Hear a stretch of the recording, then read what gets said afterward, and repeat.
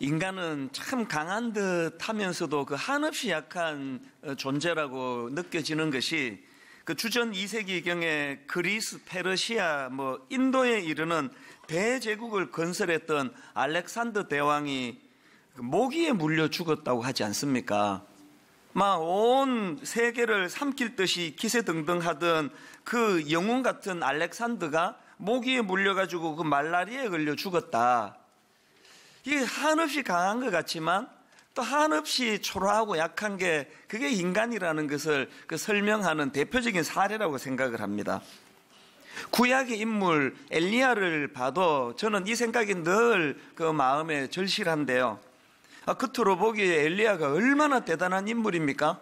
그 당시 그 절대 권력자였던 그 포악하기 짝이 없는 아합 왕에게 면전에서 내가 내 말이 없으면 수년 동안 비도 이슬도 있지 아니하리라 그렇게 그 면전에서 가뭄을 선언하는 거 글쎄 우리가 너무 익숙해가지고 그건 쉽게 생각하는지 몰라도요. 지금 그 투표로 뽑은 대통령 앞에서도 함부로 뭐라고 지적을 하기가 어려운 게 현실인 걸 지금 보고 있는데 그 절대 권력 가진 그 포악한 왕 앞에서 이렇게 도전장을 던지는 거는 이건 어지간한 담력으로는 할 수 없는 그런 모습이라고 생각을 합니다. 뿐만 아니라 엘리야는 갈멜산에서 바알과 아세라 선지자와의 싸움, 소위 말하는 그 850대 1의 그 싸움을 승리로 이끌었던 인물 아닙니까? 대단한 강하고 담대하고 능력 그 자체인 것 같은 인물인데요. 이 엘리야가 열왕기상 19장에 보면은 한순간에 마음이 무너져 가지고 그 죽기를 원하여 이르되 지금 내 생명을 거두어 가시옵소서. 요즘으로 치면 그 우울증 같은 게 와가지고 그 자살 충동을 느끼고 있는 그 영웅의 모습. 이게 인간의 이중적인 모습 아니겠습니까?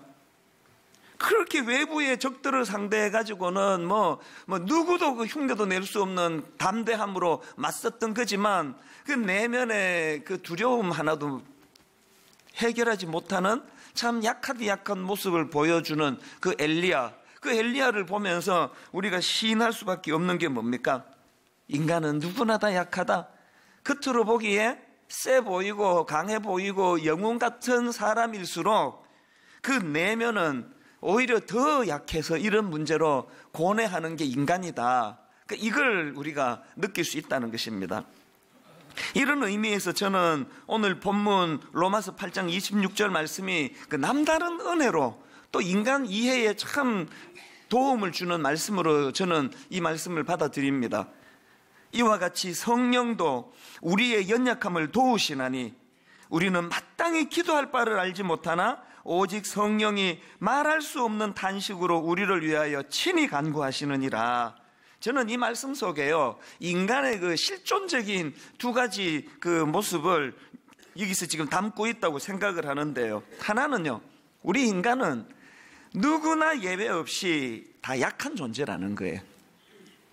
성령도 우리의 연약함을 도우신다잖아요. 너나 없이 약한 존재일 뿐만 아니라 두 번째로 이렇게 약한 인생이기 때문에 우리는 이런 약한 자를 도우시는 성령님이 필요하다네. 성령. 그러나 성령이 필요 없어. 이 사람은 자기를 몰라도 너무 모르는 사람이에요. 우리 신앙생활은 이 갈등이에요. 이 갈등. 맨날 기도 응답 안 된다고 기도도 하지도 않으면서 어쩌다가 한 10년에 한 번 했는데 응답 안 된다고 역시 기도는 소용이 없다고 하는 분들 보면은 바로 이 문제예요. 하나님은 진짜 응답하시는 거거든. 네 가시는 거 없애면 안 된다. 네가 안 그래도 이게 교만이 꽉 찬 놈인데 이 가시마저 없으면은 네가 어떻게 강하신 하나님을 의지하겠니? 그건 뽑으면 안 되는 가시다. 그건. 이걸 발견하는 게 기도 응답이에요. 그래서 바울이 뭐라고 고백합니까? 그걸 깨달아가지고 9절 하반절에 보니까 그러므로 도리어 크게 기뻐함으로 뭘? 나의 여러 약한 것들에 대하여 자랑하니니, 기도 응답 못 받은 걸 크게 기뻐하는 거예요. 내가 그러므로 도리어 크게 기뻐함으로 나의 여러 약한 것들에 대하여 자랑하리니, 이는 그리스도의 능력이 내게 머물게 하려 함이라. 이제 하나님의 해법을 안 거예요. 그래서 하나님의 법칙은요, 우리 안에 있는 약한 것을 제거해 주시는 슈퍼맨으로 일하시는 분이 아니라 우리 안에 연약함을 가지고 강하신 하나님을 의지하는 쪽으로, 강하신 하나님을 바라볼 수 있도록 그렇게 도우시는 분이라는 거예요. 예배 때마다 저는 여러분이 이 바울이 깨달은 이 원리, 그러므로 도리어 크게 기뻐함으로 나의 여러 약한 것들에 대하여 자랑하리니, 이는 그리스도의 능력이 내게 머물게 하려 함이라. 이 원리를 깨달은 바울은 고린도후서 4장 7절입니다. 우리가 이 보배를 질그릇에 가졌으니 이는 심히 큰 능력은 하나님께 있고 우리에게 있지 아니함을 알게 하려 함이라. 자기 약한 거, 자기가 질그릇이라는 거, 자기는 깨지기 쉬운 약한 존재라는 거를 이제는 부끄러움 없이 그렇게 드러내고 있는 거예요. 링컨처럼 울면 안 되고 이런 거 얘기 안 합니다. 우리는 질그릇이기 때문에 자꾸 깨져요. 그렇게 우리를 상처 주는 좀 못된 인간 때문에도 상처를 받지만, 이 정도에도 상처를 받는 질그릇이기 때문에 상처를 받는 거예요. 너무 그 남편만 그렇게 탓하지 마세요. 그 남편은 이 정도의 상처를 받을 줄 미처 몰랐지. 자기 아내가 그렇게 약할지 알았으면 그랬겠습니까? 상대방의 문제도 있지만요, 걸핏하면 상처받는 질그릇 같은 우리 자신, 이것도 인식을 해야 된다는 거예요. 저는 이제 이 말씀이 너무 중요하기 때문에 이번 주, 다음 주 2주에 걸쳐서 이제 오늘 이 본문의 말씀을 좀 살펴보려고 하는데요. 이제 오늘은 이 본문과 관련해서 이제 우리가 기억해야 될 이 2가지, 이걸 좀 집중적으로 좀 살펴보기 원합니다. 자, 여러분, 첫째로 오늘 본문에서 우리가 발견하는, 또 기억해야 되는 중요한 포인트가 뭐냐? 하나님은 우리 연약함을 인정하기를 원하세요. 우리 연약함 인정하기. 로마서 8장 26절, 이와 같이 성령도 우리의 연약함을 도우시나니, 우리의 연약함을 인정해야 성령님의 도우심을 우리가 바랄 거 아닙니까? 로마서 5장 6절에 우리가 아직 연약할 때에 기약대로 그리스도께서 경건하지 않은 자를 위하여 죽으셨도다. 내가 연약하다는 사실, 복음 없이는 나는 망할 수밖에 없는 존재라는 사실, 십자가 복음의 능력이 아니고는 내 인생은 절망이라는 연약한 자기를 인식할 때 복음을 받을 수 있는 거 아닙니까? 그렇기 때문에 그 구역 모임, 그 다락방 같은 데서 막 자기 자랑을 계속 하는 사람들을 보면은요, 어떻게 도와야 될지 모르겠어요. 계속 자랑하고 또 자랑하고 하다 안 되면은 자기 집 강아지까지 하여튼 되는 집안은 아무개나 골라왔는데 이렇게 또 똑똑하더라 그러면서 또 강아지 자랑하고, 요새는 강아지 얘기를 안 하잖아. 그래서 그 다락방은요, 그렇게 자기 자랑하는 데가 아니에요. 저 확신하는데요, 그렇게 그냥 한 2시간 다락방 모임에서 자기 자랑 시큰한 사람은요, 오후에 집에 가면 마음이 허할 거예요. 굉장히 허전할 거예요, 마음이. 교회에서 성도들 간의 모임은요, 그런 육신에 자기 자랑하는 시간이나 자리가 아니고요, 그러므로 도리어 크게 기뻐함으로 나의 여러 약한 것들에 대해서 자랑하리니, 우리는 틈만 나면 내 약함을 자랑해야 돼요. 왜 자랑해야 되는가 하면, 내 약함을 자랑하면서 그게 내 귀에도 들어오잖아요. 내가 내 약함을 상대방도 듣지만 내 귀로 들어와 가지고 어떻게 해야 돼요? 내 약함을, 나의 여러 약한 것들에 대해 자랑하리니, 이는 그리스도의 능력이 내게 머물게 하려 함이라. 내가 약하다는 사실을 자꾸 시인하고 그것을 인정하고 느껴야 강하신 그리스도의 능력을 사모하고 그 능력이 내게 머물게 된다는 거예요. 이사야 38장 1절에 보면요, 왕인 히스기야가 참 난감한 일을 만납니다. 그때의 히스기야가 병들어 죽게 되니, 저는 이 짧은 한 구절이 참 마음에 그렇게 와닿습니다. 여러분, 그 당시 절대 권력자였던 히스기야에게도 그 병이 피해가지 않는다는 거. 뭐 권력자고 뭐고 뭐 고난이 뭐 피해가는 거 없습니다. 뭐 부자라고 뭐 암 안 걸리던가요? 뭐 누구도 예외 없이 고통은 다 찾아와요. 그래서 여러분, 인생은요 이렇게 나누시면 안 돼요. 인생은 두 종류인데 고통이 있는 자, 고통이 없는 자, 이렇게 나누시면 안 됩니다. 모든 인간은 고통의 굴레에서 벗어날 수가 없는데 어떻게 구분이 되느냐? 누구에게나 고통은 누구에게나 예외 없이 찾아오지만 그 고통을 어떤 태도로 받느냐의 문제예요. 히스기야는 그 절망적인 고통을 어떤 태도로 받느냐 보니까 2절을 한번 보십시오. 히스기야가 얼굴을 벽으로 향하여 여호와께 기도하여. 지금 왕 아닙니까, 왕. 그가 얼굴을 벽으로 향하지 않고 그 세상을 향해 가지고 권력자로서 할 일이 많습니다. 내 병을 고칠 약초를 구해와라. 뭐 어떻게 해라, 저떻게 해라. 권력자로서 자기가 휘두를 게 힘이 많은데요. 히스기야가 얼굴을 벽으로 향한다는 건 뭘 의미합니까? 자기가 이 절망적인 죽음 앞에서 비록 권력을 가진 왕이라 할지라도 내가 할 수 있는 일이 아무것도 없습니다. 자기의 무기력함, 자기의 무능력함을 철저하게 고백하는 태도예요. 오늘 무슨 권사님이라고 하고 장로님이라고 하고 막 심지어 뭐 목사라 그러면서 결정적인 인생의 위기가 있을 때 낯을 막 세상으로 향해 가지고 막 세상적인 방법 찾느라고 혈안이 되어 있는 그게 참 부끄러운 우리의 모습 아닌가요?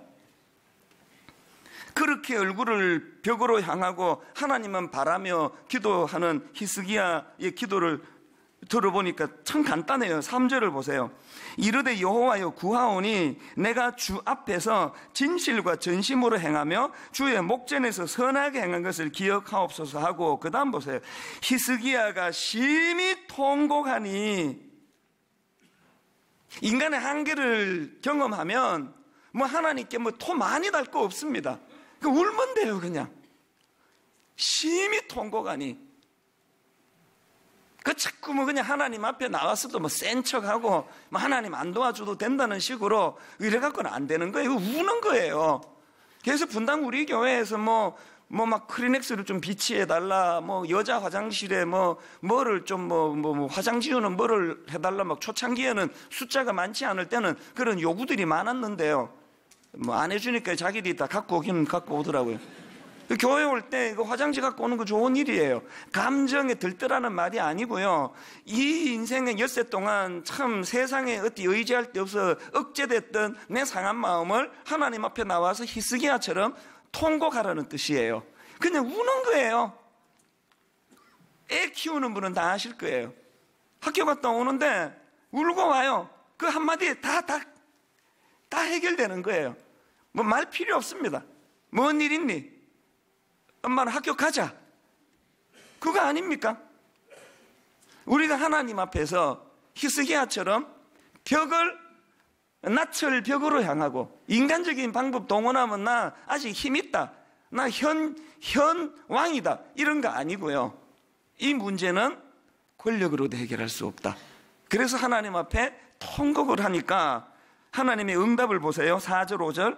이에 여호와의 말씀이 이사야에게 임하여 이르시되 너는 가서 히스기야에게 이르기를 내 조상 다윗의 하나님 여호와께서 이같이 말씀하시기를. 그 다음 보세요. 하나님의 응답도 간단해요. 내가 너의 기도를 들었고 너의 눈물을 보았노라. 끝. 뭐 복잡한 말씀 없으세요. 저는요 매일 예배 때마다 우리 성도님들이 이 간단한, 여러분의 눌리고 억압되고 상한, 특히 남자들 울면 안 돼, 울지 마. 남자는 뭐 3번밖에 울면 안 돼. 남자는 흘릴 게 눈물만이 아니야. 이런 식의 이야기에 억압되어 있는 여러분이 하나님 앞에 나와 우시는 거예요. 하나님 앞에 상한 마음을 토해놓는 거예요. 하나님 앞에 사실은 주님, 내가 센 척하지만 한없이 유약합니다. 내가 가장으로 너무너무 힘이 듭니다. 하나님 앞에 눈물을 흘리고 그런 자들을 향하여 하나님이 주시는 간단한 메시지. 내가 너의 기도를 들었고 너의 눈물을 보았노라. 너의 눈물을 보았노라. 오늘 예배하는 중에 이 은혜를 꼭 받아 누리시기를 바랍니다. 이건 한나도 마찬가지 아닙니까? 여자로서 지금 그 라이벌 분인나라는 여자란 그 민감한 지금 상황인데 그 여자는 그냥 애를 쑥쑥 낳았는데 불임, 난임, 아기가 안 생기는 거예요. 평상시에도 아기를 원하는데 아기가 안 생기면 마음이 참 다 쓰이는 게 그 여성의 본능인데 지금 그 라이벌 번인나가 얼마나 자기를 조롱하고 비웃고 그냥 여자로서 그 자존심을 짓밟아 버리는데 한나가 그 어떤 상황이에요? 그런 절망적인 상황에서 한나가 어떤 태도를 취하나 보니까 사무엘상 1장 10절에 한나가 마음이 괴로워서 여호와께 기도하고 통곡하며 히스기야와 똑같은 방식을 취하네요. 그리고 15절에 보니까 한나가 대답하여 이르되 내 주여 그렇지 아니하니이다. 나는 마음이 슬픈 여자라 포도주나 독주를 마신 것이 아니요 여호와 앞에 내 심정을 통한 것뿐이오니. 지금 여기서 보니까 한나가 기도를 대조하는데 포도주나 독주를 마신 게 아니요라는 말을 하잖아요. 인간 지도자는요 그 사람의 중심을 모르니까 그 아픔을 모르니까 맨날 오해나 하는 거 아닙니까? 근데 저는 이 구절을 보면서 깨닫는 게 뭐냐, 여러분 사람에게 고통이 오면요 사람이 할 수 있는 게 둘 중에 하나라는 거예요. 포도주나 독주를 마시거나 하나님께 울고 기도하거나. 포도주나 독주제 안 마셔봐서 모르겠지만 그거 마셔도 뭐 좋은가 보죠. 그 포도주나 독주를 마시면 잠깐 있는 그 고통은 있는 뭐 약효는 있는 것 같아요. 그런데 그게 은발의 오줌 누기 아닙니까? 포도주나 독주를 마시고 잠깐 현실의 고통을 잊어보려고 했다가 그 깨어났을 때의 그 절망적인 마음, 저 태어나서 한 번 경험이 있습니다.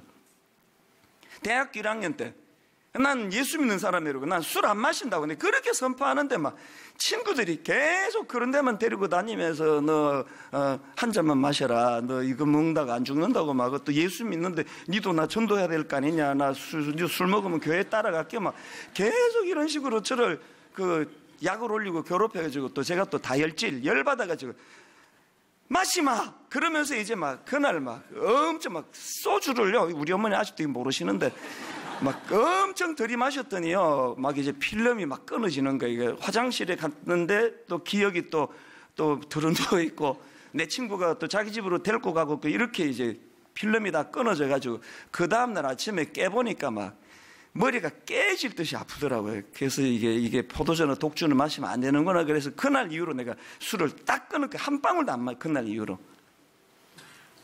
제가 발견한 게 뭐냐, 기분 좋게 마신 소주가요 깨니까 더 힘들더라고요. 막 머리 아프고 뭐. 오늘 우리에게 너무너무 가슴 아픈 일이 주어졌을 때 두 갈래 길이자 포도주나 독주를 마시거나 하나님께 기도하거나. 그런데 그 본문에서 지금 한나가 기도를 참 멋있게 설명합니다. 기도를 뭐라고 설명합니까? 15절을 다시 보세요. 한나가 대답하여 이르되 내 주여 그렇지 아니하니이다. 나는 마음이 슬픈 여자라 포도주나 독주를 마신 것이 아니요 그 다음에 여호와 앞에 내 심정을 통한 것뿐이오니. 한나는 기도를요 하나님과 심정을 통하는 거래요. 금요 기도에 와가지고 막 그냥 고래고래 소리 지르고 막 핏대 올리고 막 주여 주여 그러는데 심정이 안 통한다. 지는 아무 문제가 없고 이놈은 나라가 문제라고 그렇게 기도하면은 그건 반쪽짜리 기도예요. 기도는 하나님께 심정을 통하는 거래. 하나님은 내 슬픔을 아시려니. 옛날에 제가 청소년 사회 갈 때 우리 중고등부 애들한테 종종 들려줬던 이야기가 그래서 참 저는 의미가 있다고 생각합니다. 니들이 하나님 앞에 와서 울어라. 하나님 앞에서 울면 세상에 나가서 안 울게 된다. 니들이 하나님 앞에 무릎을 꿇으면 세상에 나가서 비굴하게 무릎 꿇는 일이 없어질 것이다. 저는 여러분들이 하나님 앞에 나와 히스기야처럼 한나처럼 눈물을 하나님 앞에 흘려 통곡하는 여러분 되시기 바랍니다. 하나님께 심정을 통하는 거예요. 그런가 하면 두 번째로 우리 연약함을 이렇게 인정하는 게 중요하지만 더 중요한 게 뭐냐, 두 번째로 그 연약함을 성령님을 향한 의지함으로 연결하는 게 중요하다는 거예요. 여러분 그 히스기야나 한나 같은 태도를 취하기가 어렵습니다. 왠지 아십니까? 사람은요 연약함, 자기 연약함을 인정하는 순간 바로 비참함, 낙심, 좌절, 절망, 그래가지고 자기 연약함을 인정하는 순간 막다른 골목이 나와요. 성령님이 하시는 너무너무 소중한 일이 뭔지 아십니까? 성령님은 첫째, 우리가 약하다고 탓하는 분이 아니에요.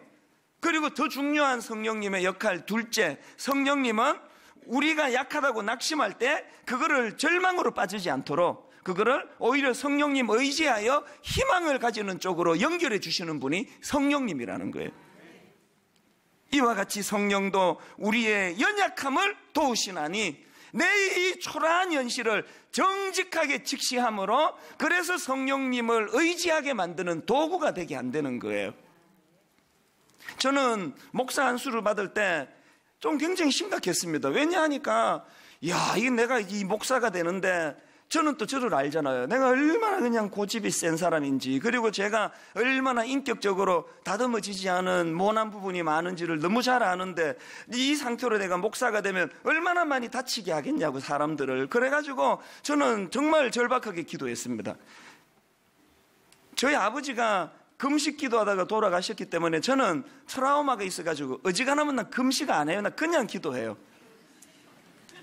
그러나 목사 안수를 앞두고는 너무 심각했기 때문에 금식하며 기도했습니다. 하나님, 목사 안수식이 그 노회 인간 선배 목사님들이 머리에 손얹고 하는 그런 안수 말고 성령님 친히 안수해 주셔서 이 고집 세고 못되고 모난 자를 목사 안수식의 성령님의 안수로 다 태워주시기를 원합니다.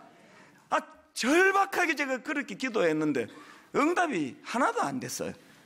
여러분 다 아시잖아요. 고집 여전히 세고 저 때문에 상처받는 분들이 잊혀질 만하면 나와요. 우리 교회에 저한테 상처받아서 떠난 분들이 계세요. 떠난 분들이. 그런 일을 겪으면은 억장이 무너져요. 그 상처받은 성도들을 치유하라고 일을 세웠는데 그 멀쩡한 성도를 이렇게 상처를 줘가지고 교회를 떠나게 만들면 되느냐고 제 양심이 잠을 이루지 못하게 해요. 그래서 저는 하나님이 너무 원망스러운 거예요. 내 이럴 줄 알고 내가 금식하며 기도한 거 아니냐고. 내가 내 이 자아를 태워달라고 성령님이 그날 안수해 주셔가지고 인간들 그런 안수식 말고 친히 성령님이 안수, 목사님들이 절차적으로 손을 얹는 이것도 중요하지만 성령님이 나를 다 안수해 주셔가지고 그 내 못된 자아를 태워달라 그랬는데 왜 그 기도를 응답한 이 나쁜 기도입니까? 이게 내 정욕을 위해서 구하는 겁니까? 이게 여러분들이 가끔 저한테 상처받으면 저 탓하지 마세요. 그거 내 잘못 아니에요. 근데 이럴 줄 알고 내가 기도했다니까요. 기도했는데 안 들어주시는 분이 잘못한 거지. 하긴 너무 하나님이 원망스러워서 사실 어느 새벽에요, 이런 섭섭한 마음을 가지고 있는 저에게 왜 그랬는지를 깨우쳐 주시는 깨달음을 주셨는데 그날 제가 많이 울었습니다. 하나님은요, 나는 네가 목사 안수 받는 그날 막 강력한 성령의 능력으로 네 옛 자아가 다 태워지고 그날 이후로 흠도 티도 없는 완벽한, 그래서 이제 그날 이후로 하나님 의지하지 않아도 성령님 의지하지 않아도 조금도 손색이 없는 목사가 되는 걸 원치 않는다. 나는 네가 목사 되고도 여전히 철이 없고 목사 되고도 말이 실수가 많아 사람에게 걸핏하면 상처나 주고 나는 네가 부릴 때나 안 부릴 때나 그냥 고집을 부리는 그 연약함 그대로 다 가지고 목회를 하되 바로 그것 때문에 한순간이라도 하나님 의지하지 않으면 안 되는 그런 목사가 되기를 원한다. 많이 울었습니다. 그게 또 저를 불편하게 해요. 저는 새벽에 일어나가지고 한국교회를 대표하는 목사가 되게 주시옵소서 그런 기도를 안 해요. 저 같은 사람이 한국교회를 어깨에 짊어지면 내 어깨도 망하고 한국교회도 망하는 거 아닙니까? 그런 기도는 엄두가 안 나요. 어린애처럼 기도합니다. 새벽에 일어나면요, 하나님 오늘도 저 때문에 상처받는 성도들이 없게 해주세요. 이따가 이혼을 앞두고 있는 부부를 하나님 제가 목사라고 상담을 해야 되는데 헛소리가 새어나오지 않도록 그 쓸데없는 소리가 나와서 안 그래도 아픈 사람들 상처 주지 않게 해달라고 어린애처럼 기도를 해요. 그게 저는 불편하게 느껴질지 모르지만, 불편하지도 않지만 발걸음을 떼는 순간순간이 내가 약함을 뼈저리게 인식하고, 목사 받고도 안수 받고도 난 여전히 그냥 교회가 커지고 작아지고 관계없이 여전히 철딱서니가 없는 초라한 나 자신을 인식하면서 그것을 비참한 쪽으로 몰고 가지 않고 더 성령님을 의지해야 되겠다는 이런 믿음으로 몰고 가게 해주시기를 원합니다. 우리의 기도가 그래야 되는 거 아닙니까? 애들 커가니까 부모들이 난감한 게 그거 아닙니까? 지혜가 없어요, 우리가. 도대체 이럴 때 매를 들어야 되는 건지, 용서를 해줘야 되는 건지, 아무것도 모르겠어, 아무것도. 애를 키우면 키울수록 이 노하우가 생겨가지고 더 잘 키우는 게 아니라 난감하게 짝이 없는 초라한 우리의 모습을 발견해요. 그래가지고 어떻게 해야 돼요? 부모 노릇 못하겠다 그러고 절망하지 말고, 첫째는 내가 이런 실수를 했고 둘째는 이런 실수를 해야 돼. 이 막내만큼은 내가 정말 성령님을 더 의지하며 키워야 되겠다. 성령님, 교육 좀 했다고 교육과 공부 좀 했다 이런 거 없고, 저는 이제 어린애같이 이제 무지합니다. 성령님, 우리 아들 좀 키워주세요. 의지하는 쪽으로 우리의 약함이 쓰임을 받는다면 이것이야말로 하나님이 기뻐하시는 일인 줄로 믿습니다.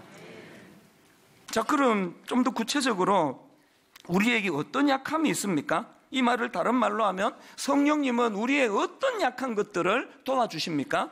로마서 8장을 중심으로 봐두면 바로바로 나오는 게 여러 가지가 있습니다. 첫째로 성령님은요, 우리를 정죄감으로부터 해방시켜 주시는 분이세요. 1절 2절입니다. 그러므로 이제 그리스도 예수 안에 있는 자에게는 결코 정죄함이 없나니 이는 그리스도 예수 안에 있는 생명의 성령의 법이 죄와 사망의 법에서 너를 해방하였느니라. 여러분, 여기 나오는 생명의 성령의 법은요, 생명의 성령의 능력으로 읽어도 되는 말씀이에요. 걸핏하면은 정죄감에 빠지고, 걸핏하면은 죄책감에 빠지고, 걸핏하면은 자기를 초라한 쪽으로 몰고 가는 연약한 우리를 성령님은 우리 안에 있는 결코 정죄함이 없나니의 인생으로 만들어 주신다는 거예요. 그 은혜로 제가 오늘 여기 선 거예요. 여기 제가 설 수 있는 힘. 그런가 하면은 성령님은 두 번째로 우리가 잘못된 생각에 빠지지 않도록 도우시는 분이세요. 5절, 육신을 따르는 자는 육신의 일을, 영을 따르는 자는 영의 일을 생각하나니, 죄성을 가진 우리는 틈만 나면은 그 망할 수밖에 없는 생각에 빠지기 쉬운데, 이런 우리를 성령님은 영을 따르는 자는 영의 일을 생각하나니, 하나님이 기뻐하시는 생각을 할 수 있도록 도우신다는 거예요. 그런가 하면은 세 번째로 성령님은 악한 행위를 극복하게 해주십니다. 13절, 너희가 육신대로 살면 반드시 죽을 것이로되 영으로서 몸의 행실을 죽이면 살리니. 여러분, 내 못된 행실을 고치는 건 내 의지력이 아니에요. 내 못된 행실을 끊을 수 있는 힘, 성령님에게서 나오는 줄로 믿습니다. 결정적으로 네 번째, 성령님은 16절, 성령이 친히 우리의 영과 더불어 우리가 하나님의 자녀인 것을 증언하시나니. 그래서 15절에 보니까 너희는 다시 무서워하는 종의 영을 받지 아니하고 양자의 영을 받았으므로 우리가 아빠 아버지라고 부르짖느니라. 그리스도인은요, 깨끗한 행위를 자랑하는 사람이 아니에요. 감히 자격 없는 나를 아빠 아버지라고 부를 수 있도록 하시는 그 성령님을 감사하고 감격하면서 그 하나님을 내 아버지라고 부를 수 있는 거예요. 그래서 존 스토트 목사님은 이런 말을 했습니다. 그리스도인의 삶은 본질적으로 성령 안에서 사는 삶이다. 다시 말하면 성령에 의해 생기를 띠고 유지되며 인도되고 풍요롭게 되는 삶인 것이다. 성령이 없이는 참된 그리스도인의 제자도는 생각할 수도 없고 사실상 불가능하다. 성령님은 우리 인생의 가이드가 되시는 줄 믿으시기를 바랍니다. 바로 어제예요. 어제 제가 우연히 그 기독교 신문을 제가 봤는데요, 참 성령님의 일하시면 이렇게 늘 오묘막측해요. 이게 하필 또 왜 어제 제가 그걸 보게 됐느냐. 아틀란타에 있는 어느 교회를 이제 소개하는 신문 기사였는데, 보니까 그 교회를 제가 안식월 때 지난 1월 달에 다녀간 교회예요. SOS가 온 거예요. 그 아틀란타에 그 이번 안식월 때 제가 간 그 교회는요, 아틀란타 지역의 사람들은 다 아는 교회예요. 그 지역을 그 리딩하는 그런 막 부흥하는 교회예요. 저도 오래전부터 그 교회의 부흥 소식을 들었었는데요. 가슴 아픈 일이 벌어졌습니다.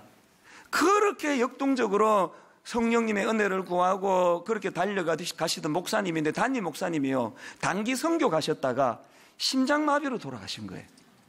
심장마비는 예고가 없는 거 아닙니까? 교회적으로 성도님들이 아무 준비가 안 된 거 아닙니까? 너무너무 멀쩡하시던 목사님이 갑자기 돌아가셨다는 거예요. 그래가지고 지금 후임은 아직 안 정해져 있고 교회적으로 너무 마음이 아픈 상태라서 목사님 오셔가지고 좀 그렇게 말씀을 좀 전해주시라고. 그래서 제가 이제 안식일 때 간 거예요. 공교롭게도 또 이제 저를 이제 대접한다고 그 담임 목사님실이 이제 돌아가셔서 비어 있으니까 거기를 또 쓰라는 거예요. 그래서 제가 거기를 대기실로 앉아 있으니까 그 돌아가신 그 담임 목사님의 채취가 느껴지는 것 같아요. 책도 그대로 있고 그분이 뭘 관심을 가지신 리더십에 대한 책도 많고 참 많은 생각을 하고 대기했다가 첫날 저녁이에요. 첫날 저녁에 제가 이제 집회를 인도하려고 이제 앞에 여기 앉아 있는데 찬양을 하지 않습니까? 찬양 인도하는 목사님이 아주 힘있게 찬양을 하는데요. 그 부르는 찬양 하나에 내 마음이 이렇게 탁 무너져 버렸어요. 우리도 잘 부르는 찬양 아닙니까? 주여 우린 연약합니다. 지난주에도 우리가 불렀잖아요. 그 뭐 담임 목사 이렇게 멀쩡히 그냥 건강하고 뭐 아무 일 없고 이런 우리가 부르면 좀 문학이에요. 주여 우리 연약합니다. 우린 오늘을 힘겨워합니다. 주 뜻 이루며 살기엔 부족합니다. 우린 연약합니다. 이거는요 너무너무 아름다운 가사 아닙니까? 그런데 제가 그 교회 상황을 알고 그 담임 목사님 서재에 제가 머물다가 나와서 앉아서 찬양을 부르는데 억장이 무너지는 거예요. 주여 우리 연약합니다. 그 다음 가사 우린 오늘을 힘겨워합니다. 막 그 교회의 상황이 막 뚝뚝 묻어나는 거예요. 3일 내내 부흥이 하는데 막 새벽에도 우시고 뭐 저녁에도 우시고 뭐 많이 우시더라고요. 목자 잃은 양의 심정이 그런 것 같아요. 그렇게 하고 제가 한국으로 돌아왔는데 어제 그 기사를 본 거예요. 그 교회 기사를. 그 교회가 이번이 40주년이래요. 그 눈에 확 들어오는 한 대목이 있는데 한번 들어보세요. 교회는 작년 믿음의 거목이던 담임 목사가 소천하면서 위기를 맞기도 했지만 사랑과 헌신으로 각자의 자리에서 제 몫을 해나가며 그 다음 따옴표 해가지고 위기는 하나님보다 크지 않았다는 은혜의 시간으로 이겨내고 있다. 어제 이 한마디가 이렇게 전율을 주는 거예요. 따옴표 해온 이 말, 위기는 하나님보다 크지 않았다. 제가 전율을 느낀 거는요, 오늘 내가 성령님의 인하심 내서 설교 준비를 하고 있는데 하나님이 제게 주시는 지침이 뭐예요? 성령님을 논리나 이론으로 푸는 것도 중요하지만 실제, 오늘 이 시간에 실제 역사하는 사건이라는 게 능력이라는 거예요. 오늘 여러분 가정에 어떤 위기를 만납니까? 그렇게 믿었던 가장이 실직을 당하거나 건강을 잃거나 혹은 여러분이 그렇게 믿었던 아들이 사춘기를 심하게 하고 꿈꾸지 못했던 아픔이 찾아오면은 이 고백을 할 때예요. 위기는 하나님보다 크지 않음을 오늘 내가 보여드리겠습니다. 위기는 하나님보다 크지 않습니다. 우리 주 예수 그리스도의 은혜와 하나님 아버지의 다함없는 사랑과 성령님의 감동, 감화, 위로교통 충만하심의 역사가 나의 약함을 정직하게 고백하고 약할 때 강함 주시는 하나님 은혜, 우리를 십자가 앞으로 인도해 주시는 성령님의 은혜를 기억하며 그분 의지하며 그렇게 살아가기로 다짐하며 예배하는 모든 주의 자녀들 머리 위에 지금부터 영원토록 함께 하시기를 간절히 축원하옵나이다. 아멘.